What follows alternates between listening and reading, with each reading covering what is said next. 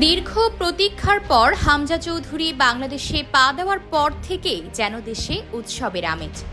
এই মুহূর্তে বাংলাদেশের ফুটবল পাগল মানুষের জন্য আবেগের বিস্ফোরণ ঘটেছে যাকে ঘিরে। কারণ একটাই, বাংলাদেশ ফুটবল টিমে হামজার মতো এমন আন্তর্জাতিক তারকা এই প্রথম খেলবেন। বাংলাদেশের মাটিতে পা রাখতেই দিয়েছেন হুঙ্কার। এশিয়ান কাপ বাছাই পর্বে ভারতকে হারিয়ে দেবেন বলে দিয়েছেন নির্দ্বিধায় লাল সবুজের নতুন সুপারস্টার হামজা দেওয়ান চৌধুরী। এশিয়ান কাপ বাছাই পর্বে শিলংয়ের জওহরলাল নেহেরু স্টেডিয়ামে ইন্ডিয়ার মুখোমুখি হবে বাংলাদেশ। ৮ নম্বর জার্সি পরে খেলবেন এই ফুটবলার। দায়িত্বটাও সবচেয়ে বেশি। রোলটা ডিফেন্সিভ মিডফিল্ডারের হলেও আক্রমণ ভাগেও গুরু দায়িত্ব পালন করতে হবে। গুরুত্বপূর্ণ ম্যাচের আগে হামজাকে নিয়ে ভাবতে হচ্ছে ভারতীয় দলকেও।